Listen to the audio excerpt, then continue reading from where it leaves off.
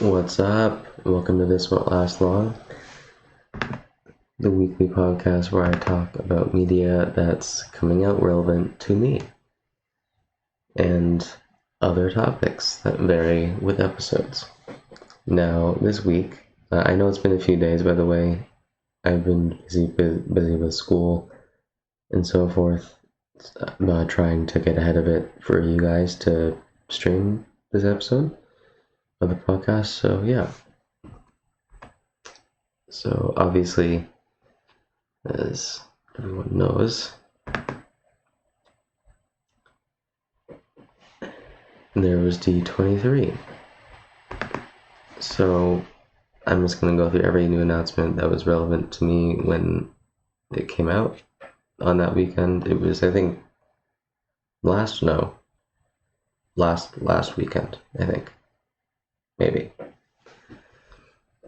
Anyway, first off is Lucasfilm. The Star Wars, your Star Wars, your Willow, things like that. So, there is... Oh, wait. This is not... Hold on. Totally thought I got that. D23.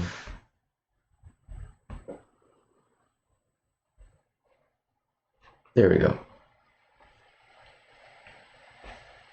Okay. So, never mind. First off is Marvel.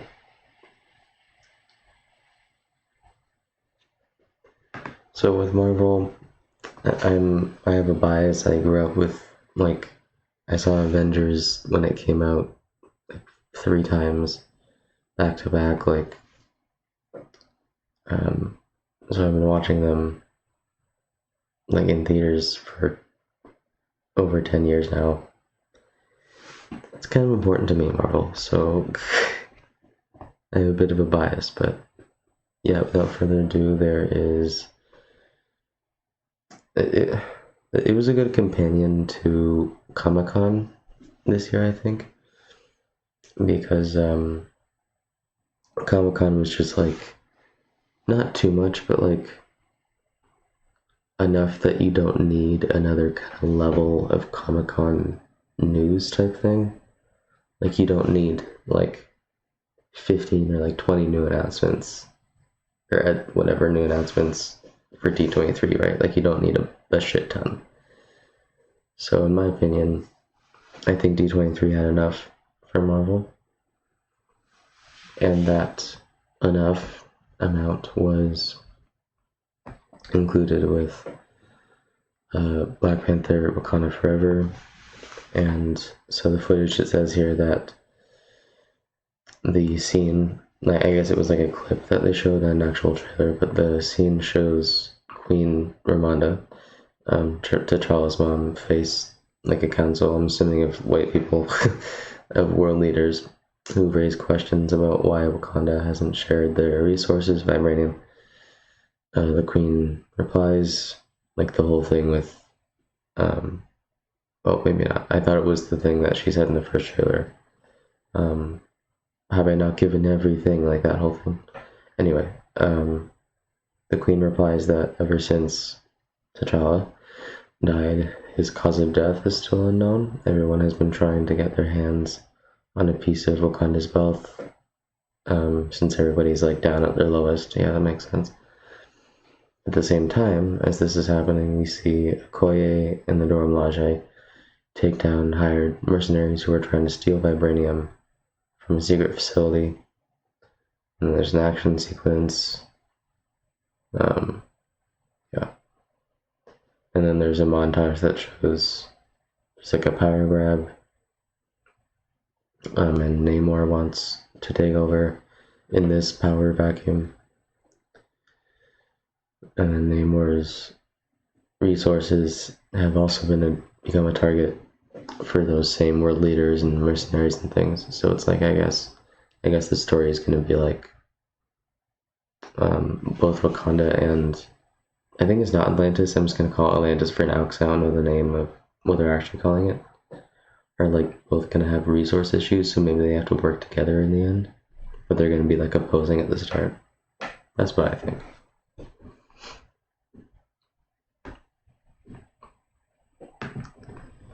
But anyway, yeah, that was pretty much it with Wakanda Forever. There's M'Baku fighting with Namor.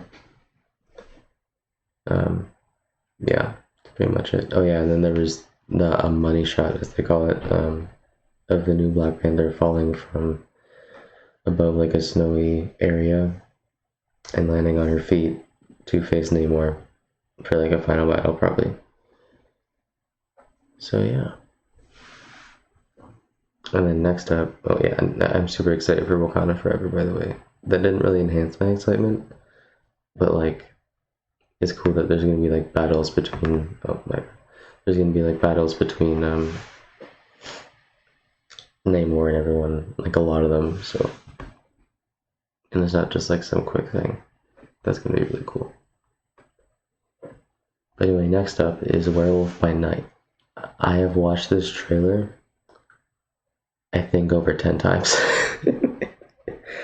I am so fucking excited for Werewolf by Night. It's not funny. Like, they're doing something so different. And people who on Twitter and Instagram or whatever you have it, who keep saying MCU's too woke or MCU's too like repetitive or whatever, are wrong. And it's stupid that people say that, because it's really not true. I mean, you see stuff like Falcon and Winter Soldier, which was a superhero show talking about racism and stuff of that nature, which you don't typically see in a superhero show, and it was very brave of Marvel to do that because it was something different. With Loki, you had this timey-wimey, like, fantasy thriller thing. Like, that was new to Marvel. I think just overall, like, Disney Plus is a great way for Marvel to experiment. I mean, I'm sure you've all heard this before, but Marvel, like with Disney Plus, is a great way to experiment with these new kind of story lines and filmmaking tools, like Werewolf by Night, with utilizing kind of old-timey kind of horror movie styles and filmmaking tools and costumes and things to make it this cool homage to like olden horror. Like, that's awesome to me. And like with just, I don't think I need to name many more examples. Like with Shang-Chi, that was the first mainly, kind of same with Black Panther, because Black Panther was like mainly black cast, which was a very big step and very new to Marvel. Overdue for film anyway, but same with Shang-Chi, like a mainly Asian cast, and same thing, it was a very big step for Marvel. It was very awesome of them to do that, and again, overdue. And I mean, there was, Crazy Rich Asians and movies of that such, but there's a difference with having an all Asian cast for a romantic comedy and having an all Asian cast for a superhero movie. In my opinion, and it's a big step for Crazy Rich Asians for sure, but in my opinion, I think a superhero movie, since superhero movies are so blockbuster and so grandiose, that for an all Asian cast to be in one is more important. Not necessarily more important, more renowned societally, in society, like just then over your romantic comedy like Crazy Rich Asians, because it's these big things, right? And you see like the poster with all of them on like either side and Shang-Chi in the middle, and you don't typically see that. Like we've only seen that in Marvel for Black Panther and Shang-Chi, and that's it. You know, some casts are diverse, but none like this. It's amazing to see. Anyway, moving on from that point, obviously Marvel does do new things, and this is one that I am hyper excited for, to say the least. I think that was pretty much it. They didn't really reveal anything about it other than the trailer. For Ant-Man and the Wasp, Quantumania, there were some new things with that. So obviously we know the cast, blah. So yeah, we now know that Quantumania leads like directly into Avengers. Was it Kang Dynasty, which makes sense because you know Kang in Ant-Man and then Kang in Dynasty makes sense. And then I mean, there's a lot of films I think in between, a lot of films and series in between it, Quantumania and Dynasty. Yeah, because Quantumania is February of I was about to say this year of next year. So like kind of after the new year, which is great. That still leaves like 2, maybe 3, probably 3 years before the movie that carries on after that plays, which is King Dynasty. It's just a weird time gap in my opinion, but I mean, I don't really know business and stuff, so it's like I can't really say anything about how they structure their release orders. But anyway, I think that's all new details for it. Oh yeah, and then that one of the main like things of the movie is that like since it's Ant-Man, he has to do something for Kang. He has to do a heist for him, and he's like forced to do it. And in the footage, there was a cool shot apparently of like Kang using his powers to like force Scott against the wall and hold him there and like force him to do it. So that's really cool to know. And then I think that's pretty much it. Oh yeah, and then Kang will kill Cassie if Scott doesn't do what Kang asks. And the new footage shows like what I said, hit Scott against the wall. And then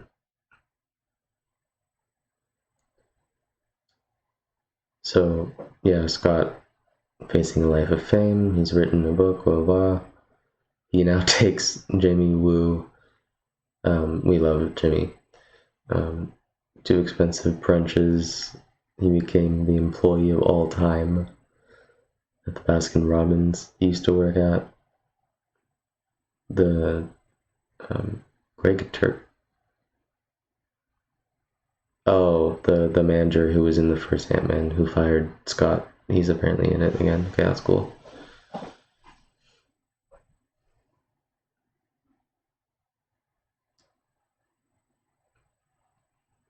And his ego has pushed away his family. And that's funny. Apparently his audiobook is narrated by himself in his car. That's funny. By the way, most of this stuff, some of the stuff I know, but some of it I haven't heard said yet. So bear with me because I'm gonna learn this for the first time. So I'm gonna try to keep my composure, but some stuff I don't know. Anyway, so to reconnect, Cassie builds a machine that can send signals to the quantum realm. She did this so she could communicate with her dad if he ever gets stuck in there again. Okay, that makes sense. I don't know why that would be to reconnect though, but anyway. The machine sucks the whole fam, including Hank and Janet. And they're back into the quantum realm. Colorful monsters, they're all trying to kill them. Okay. Bill Murray is seen again as a leader of sorts in the realm, and then MODOK is there using saw blades with his shoulders. How fucking yeah.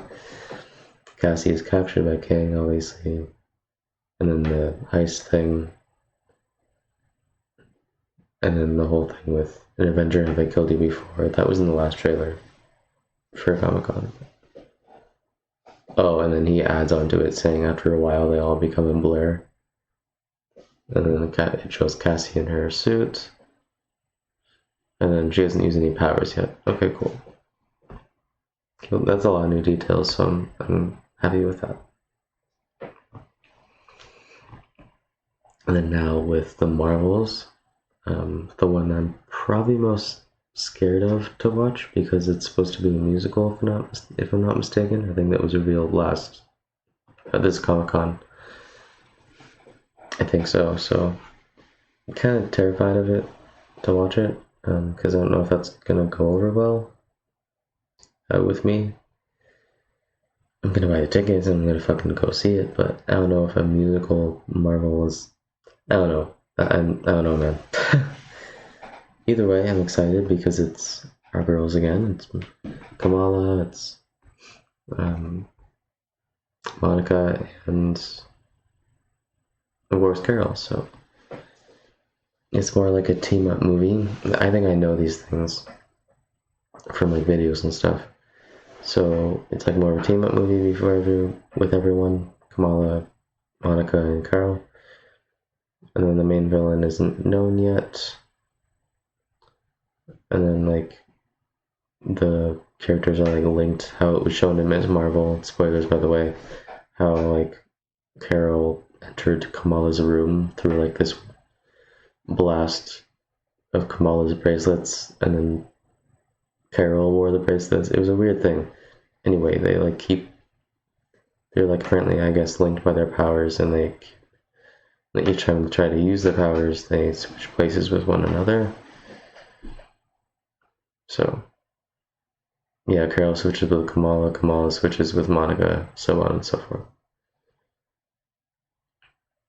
And then Nick Fury tries to help them fix this problem. Oh, there's a trailer. Maybe I forgot that. I don't know. I think I already knew that. I don't know.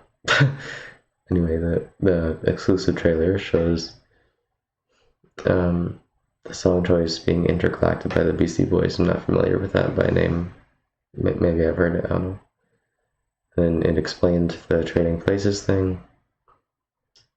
And then Monica tries to use her phasing powers. I don't think we've seen those yet. While working on one of Nick Fury's space stations. And then obviously she's switched out with Kamala. And then of course it's being embarrassing in front of Fury.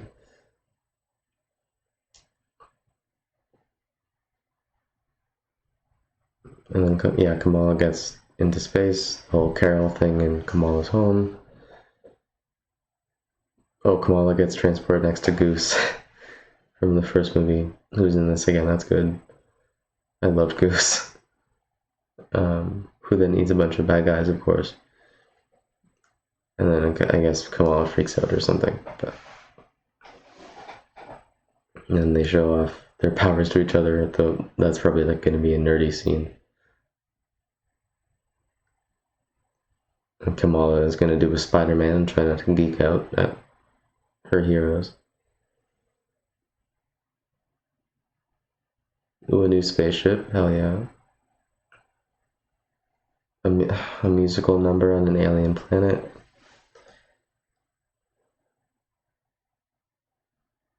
And they get through kooky scenarios.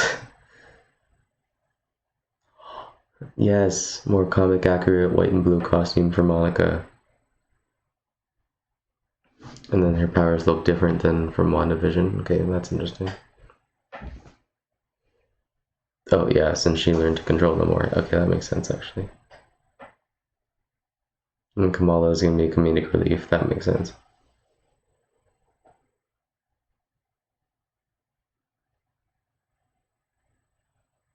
And then Kamala, it ends with Kamala saying, "Wait, so does that mean we're a team?" And Carol and Monica say no. Okay, I'm like slightly excited. Besides the musical numbers, maybe it'll be good. I don't know. It's all about the execution.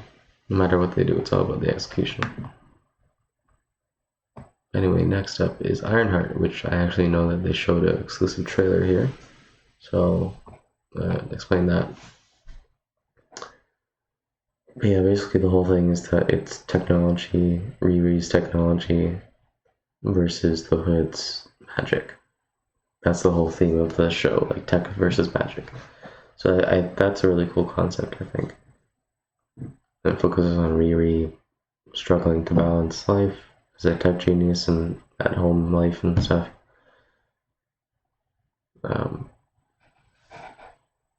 And she doesn't. Oh, okay, that's interesting. She doesn't want to be a hero, and so it's like a kind of community, like kind of grounded story, because the Hood is apparently like a villain only in her community. Okay, so that's interesting. That makes me think of like Spider-Man Miles Morales, because that game was all in his hometown, like Harlem, and it was only in like his neighborhood where the underground was like kind of taking over. Because that's gonna be cool. It's like gonna be like a really personal story. That's interesting. I'm perfecting an Iron Man suit. Yes. Hell yeah, I'm so excited. Oh yeah, and then the trailer shows oh yeah, and then Ryan Coogler is apparently like a producer on it or something. So it's gonna be like influence from his stuff and the Black Panther movies and stuff, so that's cool. And also because she's in Black Panther Wakanda Forever first in November, so sorry, executive producer, not just a producer. And we see like a bunch of stuff she built. Family at risk, good stakes. Interesting villain. He thinks he's right. It's when the good villains come. Comic accurate Hood costume. I don't know the characters, so I wouldn't really I wouldn't not care, but like I wouldn't notice really or find it a big deal if it wasn't comic accurate. And of course she has to build a cool suit.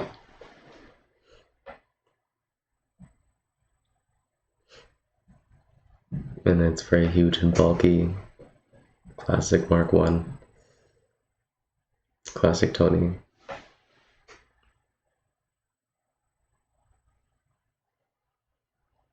Obviously visual parallels to when Tony made his suits.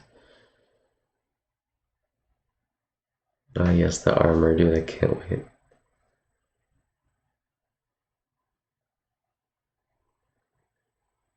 I'm really interested in like the themes of like class and like social stuff with that. That's gonna be cool. Very little humor. Okay. Shit. Be a serious show. I'm down for some seriousness, for some sincerity. And then probably my most anticipated, besides Daredevil, obviously, show is Loki season 2, because Loki, again, like I was saying, like is so fucking different from normal Marvel things. Like I'm so excited for them to explore more of this world of the TVA and Kang now being like the dude who's in charge and stuff. So fuck, I'm excited.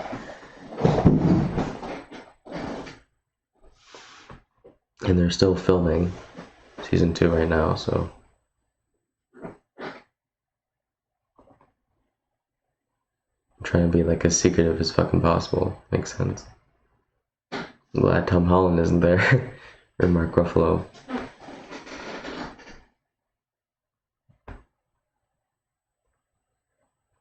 And obviously he's going to explore more Kang and stuff like that. So apparently I didn't know that they showed footage there. So it says that D23 attendees were shown early Loki Season 2. And obviously Loki's back at the TVA. Well, he hasn't been the same since the season finale last time. Oh, it's meant literally, as Loki's now glitching in time, since he finds himself in an altered timeline. Yeah, okay, that makes sense. It reminds me of Spider-Verse, because all the people besides Miles were glitching. Okay, yeah, that makes sense. I think people who love Spider-Verse will understand that immediately when we watch the season 2.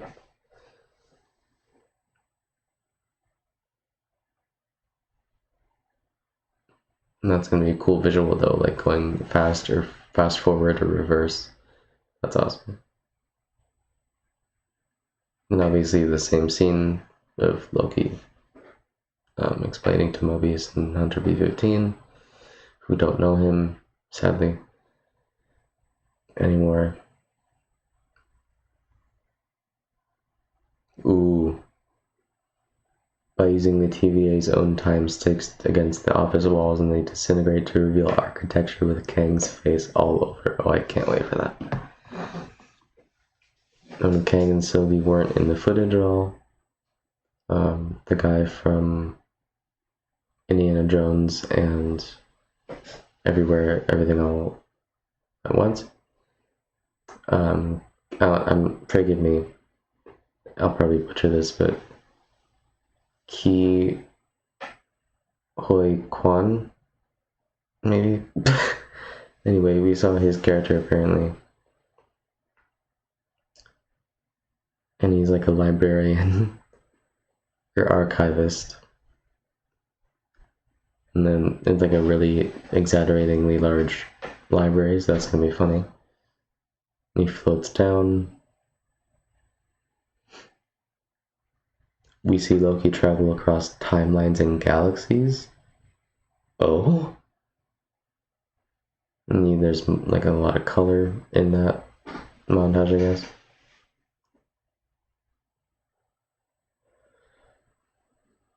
And he tries to get everyone aware of Kang and how menacing he is, or how evil he is. It makes sense that Loki's the only one who knows Kang as this massive threat. And the season will act as a warning of what's to come with him for the rest of the saga. Hell yeah. Obviously, Miss Minutes will be in there again. And Secret Invasion. Holy shit, I'm excited. So, with Secret Invasion, obviously the trailer,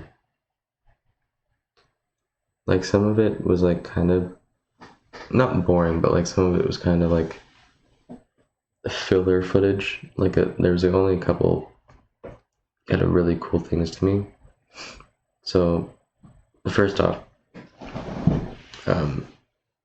Nick Fury.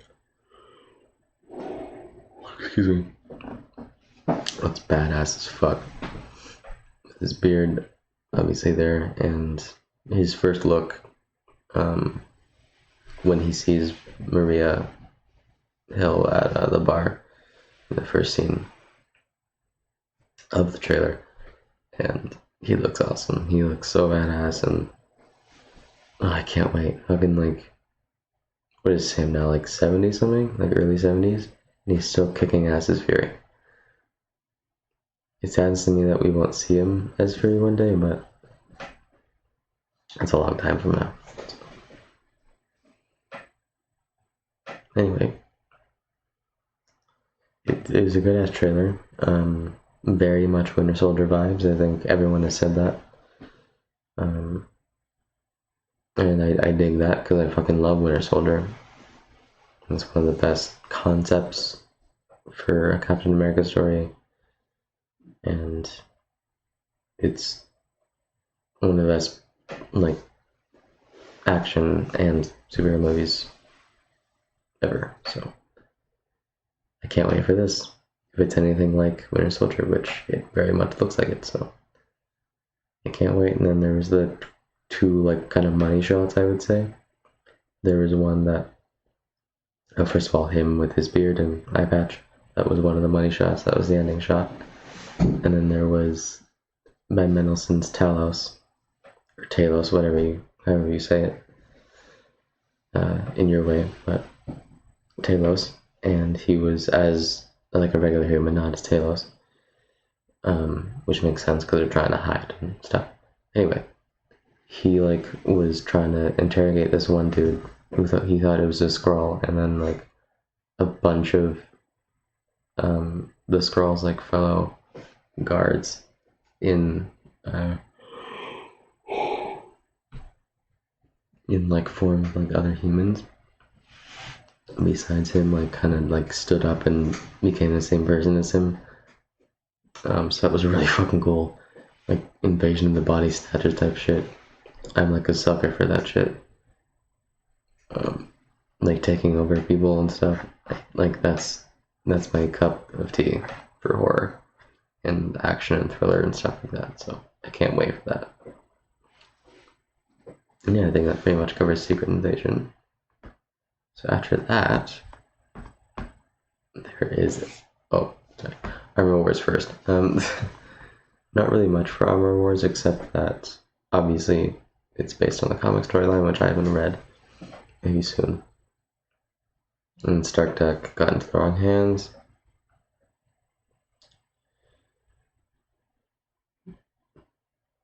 And then it's like directly connected to Secret Invasion because Rhodey is in that as well, which was also cool to see in the trailer for Secret Invasion. And then yeah, that was pretty much it for Armor Wars.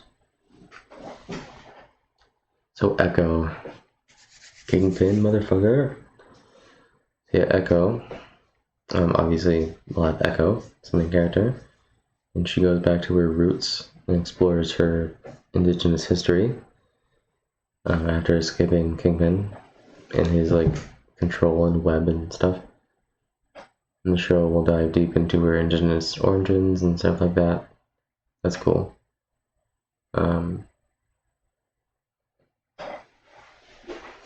In her home tribe.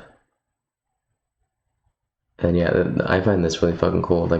Like pretty much all the cast had to learn ASL. Obviously, besides the ones who already knew or are good with it. But yeah, it's awesome that they all like learn something for like one person. That's like so like cool, and like I think that's also a new thing. I was talking about like all race specific casts, but this is something I don't think anyone has done before in a film or TV show. Like all the cast learning having to learn ASL. That's awesome. And then we'll also learn how she gets the Echo name. And they showed footage. I knew this, but yeah, I mean, like it said, get back in touch with her tribe, which has like other kind of, I guess it would be like kind of similar to Wonder Woman, with Themyscira and like Themysciran warriors. I guess maybe my guess is that it'd be similar to those kind of warriors. I don't know though. And then she wants to go through her teachings again. Okay. Grimy action thriller. More in line with John Wick. Fuck yeah. I love John Wick so much. I haven't seen anything past the first one, but I can't wait to see the second and third one when I get around to it. And it's obviously very much inspired from like native and indigenous stuff, so that's cool. I think the actress herself is actually Aboriginal or indigenous, or whatever name you, forgive me, but I think it's indigenous. Anyway, sorry. Doesn't seem to like connect greatly to everything else. And then obviously Wilson Fisk is in it.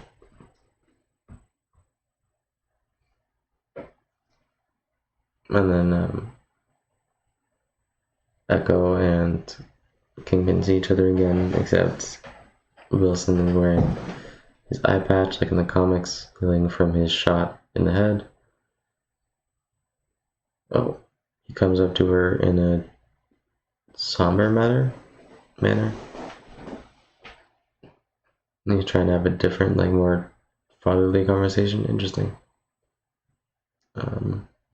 Oh, it's confirmed, Daredevil. I mean, we already assumed, but fuck yeah, okay. He's confirmed to make an appearance in the show. But he wasn't in the footage, though. That makes sense. Jumping from the trailer, it's likely that his appearance will either come towards the end or come off as more of a surprise outside of Hell's Kitchen. Yeah, like seeing Echo and Daredevil together, it's gonna be awesome. Speaking of Daredevil, yeah, the next thing was Daredevil Born Again. And since there's they haven't started production yet at all, nothing else besides just Charlie and Vincent being so fucking excited and being on stage together for the first time in a long time. So that was awesome to see. They're my boys. I fucking love Daredevil and Fist. I fucking love Charlie and Vincent. They're amazing actors. They play these characters with such excellence that it's amazing. Anyway, I'm gonna gush about Daredevil now, but yeah, double the amount of time, of course. And, oh yeah, filming for Daredevil Born Again begins next year, so 2023. Hell yeah. Captain America New World Order. No, okay. I know there's the backlash, and apparently Marvel responded to it. So basically what happened is that there is this person, this Israeli superhero, so first Israeli superhero in Marvel, in the MCU. I don't know about comics, but yeah, the MCU, first Israeli superhero in the MCU. And basically, she's played by Shira Haas, whoever that is, and she's basically known for like problematic Israeli kind of like war shitty stuff like that. Basically, Marvel came out and said that like every character is a different take, or like it's not directly from that. Basically, just saying that like they won't make her fucked up and like problematic and stuff in that sense of like the cultural stuff and everything. So that's good. They won't make her problematic, but I feel like everybody will have a problem with her anyway. Sadly. And it's called a paranoid thriller. Interesting. And Danny Ramirez is Falcon, hell yeah. And then Tim Blake Nelson will be the leader as the villain. I am so excited for the leader. I loved him in some shows I used to watch as a kid, but I'm so excited for it. Of course, Thunderbolts, we know the cast now. So there is Yelena and Bucky. Surprisingly, I think Bucky will be forced to do it, but anyway. Yelena and Bucky are the leaders, besides Val. Valentina Valentina Allegra de Fontaine, played by Julia Louis-Dreyfus, of course. And then there's the Red Guardian, and then there's Taskmaster, Ghost, and of course US Agent. So it's a pretty good team. I mean, I haven't, again, like, I'm glad I don't have that bias of like being connected too much to the comics, because I would be such a like an annoying fucking fanboy and like be such a dick about it. Anyway, that's it for Marvel. I'm very excited for everything coming out. Yeah. Nothing else to really say. I wish we learned more about Fantastic Four other than the director, but you can't really say anything right now. It's coming out in 2 years. They have time. I'm not that mad about it. And now, there's something I care a little bit less about. There's some Disney live action news. So, there's Hocus Pocus 2. Haven't seen the first one. There is this one I'm excited for, Disenchanted. Now, I loved the first Enchanted. It's like one of my favorite childhood movies of all time. So I'm very excited to see where it continues and leaves off in this next one with all the cast or all the original main characters from the first one. So I'm very excited for Disenchanted. Peter Pan and Wendy.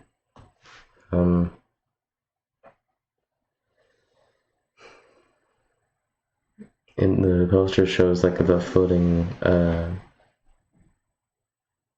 ship and the title and some fairy dust.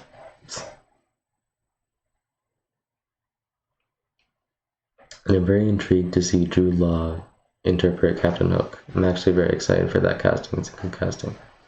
Oh, there is some exclusive footage, I guess. I guess it just shows like traditional stuff from Peter Pan, I guess. I'm not really excited, to be honest. It'll probably be okay. Haunted Mansion. I'm not superly excited. It's probably gonna be some kids movie. Like, that's usually what happens with these kids movies. Like, some big names are in it, and then they sell it to little kids. That's just how it works. And then there's Snow White, which I'm excited for, especially Gal Gadot as Maleficent.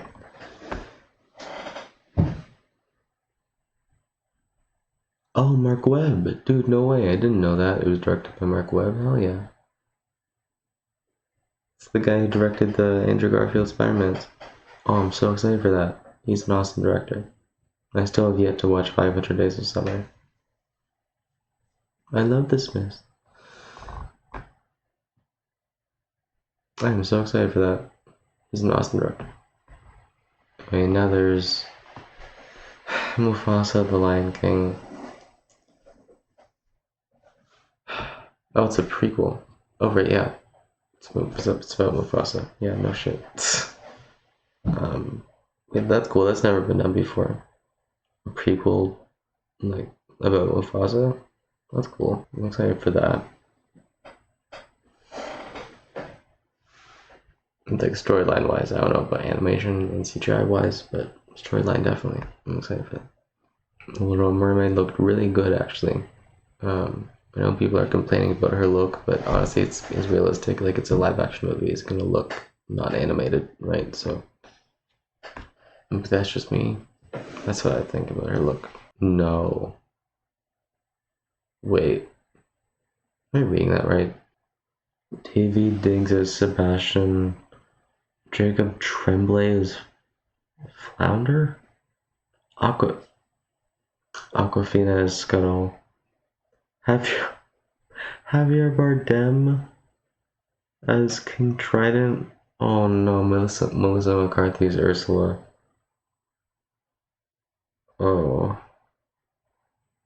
Maybe I shouldn't be so excited. I didn't know the other cast. Some of them are gonna do great. Like, I know Javier Bardem is gonna do great because he's Javier Bardem, but other people I'm not so sure about. Like, Davy Diggs doesn't have the Sebastian voice. Are you kidding me? He's gonna act well, but he doesn't have the voice. Sorry. And yeah, she sings a bit of Part of Your World. It was very awesome. And I guess that's it. Yeah, guys. That was it for the D23 news. I do have a little bit of a channel update to give you, though, before I kind of go. So as you can see here, it says Daredevil, and then it says You're My Hero. Now it's a new video essay, and since at the time I just pretty much just finished Daredevil, and I was very, very hesitant on fucking up the writing of this video essay because Daredevil as a show is very important to me, and Daredevil as a character is very important to me, as you will learn more of in this video essay. But basically, I just didn't rush it, like I usually do with these video essay scripts. Not that I make it shitty, and not that it is, but I tend to want to get it done, like right then and there. So I tend to make it faster for myself. And then, yeah, that's pretty much it. But I'm very excited for people to see it for the channel update. So other than that, I don't think maybe I said this on stream, but I have finished the screenplay like a week or two ago about for my Choose Your Own Adventure series that I'm working on for YouTube. Not hired or anything, just why the fuck did I? I'm working on it for YouTube, and I'm very excited about it. I think it's pretty good, the storyline, and the choices that I made, and the choices that the viewer can pick, so I'm very excited for it, and I might premiere it on stream when I release it, so that's gonna be awesome. And me and my friend were talking today at lunch at school, and I was saying that, oh, it's gonna be so awesome. I don't know if any of you go to Oakville. I live in Oakville. But there's this great theater, and basically it's the theater I grew up at, that I can't wait to, in that theater near us, to premiere one of my creations in there for an audience. I'm so excited for that in the next few years. So excited for that.